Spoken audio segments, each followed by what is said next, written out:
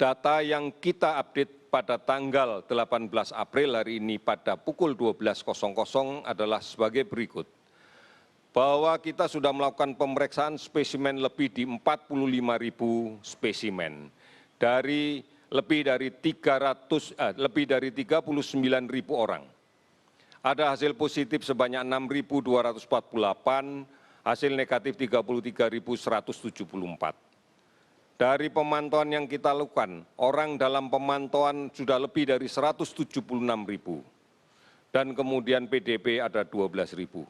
Kita berharap bahwa 12.000 lebih PDP ini betul-betul dalam pengawasan yang ketat untuk kemudian kita perhatikan gejala klinisnya dan kemudian kita lakukan pemeriksaan antigen PCR. Karena inilah diagnosa pasti.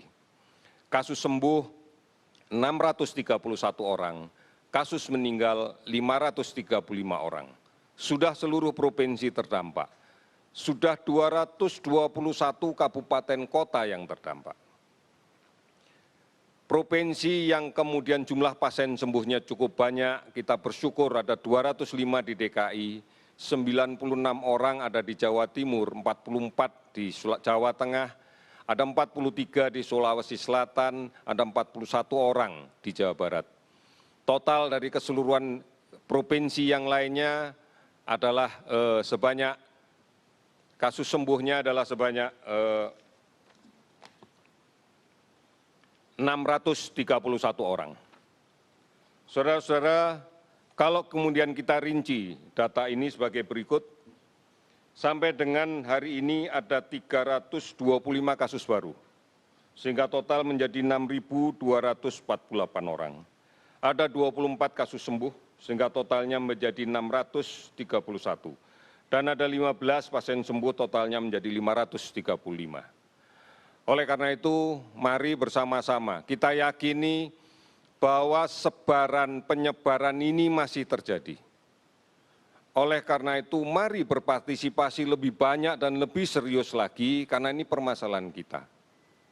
Partisipasi bisa kita lakukan dengan terus-menerus kita mematuhi anjuran-anjuran pemerintah untuk tetap berada di rumah, menjaga jarak, mencuci tangan dan menggunakan masker.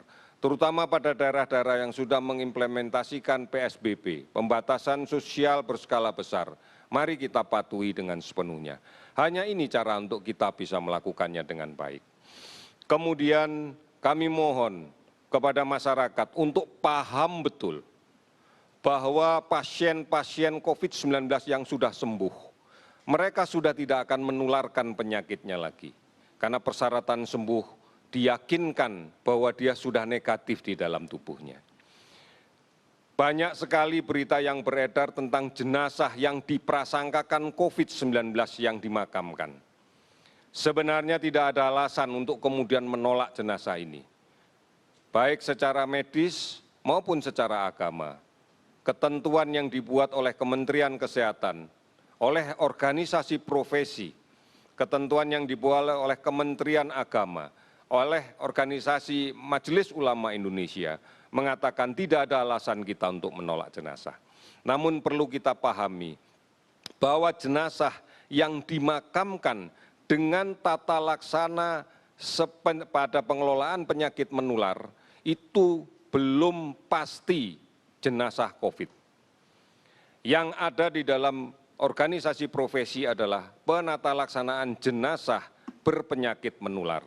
Hal yang sama juga kita lakukan apabila jenazah itu meninggal karena HIV/AIDS, karena hepatitis B, karena Ebola, karena difteri, karena COVID-19. Semua akan mendapatkan perlakuan yang sama. Amankan jenazahnya agar tidak menyebarkan penularan penyakitnya ke orang lain. Ini sudah menjadi standar teknis baku yang dilaksanakan di dunia kesehatan. Pastikan tidak akan ada cairan sedikit pun yang keluar kepada lingkungan dari jenazah itu. Kita bungkus dengan plastik dan kemudian kita yakinkan di dalam peti yang sudah kedap juga dan dengan ditambahkan antiseptik yang cukup. Oleh karena itu, bukan dimaknai bahwa semua jenazah yang dimakamkan dengan prosedur jenazah dengan penyakit menular selalu dianggap COVID-19. Kasus yang kita sampaikan terkait dengan meninggal karena COVID itu adalah kasus yang meninggal dengan konfirmasi laboratorium positif. Kasus PDP yang belum terkonfirmasi COVID maka tidak akan kita catat sebagai jenazah COVID-19. Ini yang harus kita pahami supaya tidak semua kasus meninggal di era sekarang selalu dikonotasikan COVID-19. Saudara-saudara sekalian, mari kita lawan COVID dengan meningkatkan imunitas diri. Pastikan kita mendapatkan asupan yang gizi, yang cukup, sabar dan tenang, cukup istirahat, dan cukup juga beraktivitas fisik. Teratur dalam hidup dan munculkan perasaan gembira bersama keluarga. Tetap tinggal di rumah dan pastikan bahwa kita bukan hanya diam di rumah, tetapi saat sekarang paling penting adalah bagaimana kita melaksanakan pemberantasan sarang nyamuk di rumah. Karena ini menjadi ancaman yang berikutnya yang perlu kita antisipasi, manakala pancaroba ini membawa dampak pada peningkatan kasus demam berdarah. Jaga jarak, pakai masker. Jangan sentuh mata dan hidung sebelum cuci tangan. Pakai sabun dengan air yang mengalir sampai bersih. Kita diuji, gotong royong kita diuji, tenggang rasa kita diuji. Mari bersatu, dari pusat sampai ke daerah, desa, RT, RW, sampai ke keluarga. Ini yang harus kita lakukan di dalam menghadapi COVID-19 ini. Oleh karena itu, pastikan kita melakukan ini dengan benar. Pastikan untuk saling mengingatkan, saling melindungi, saling menjadi teladan. Maskerku melindungi kamu, maskermu melindungi aku. Terima kasih, selamat sore.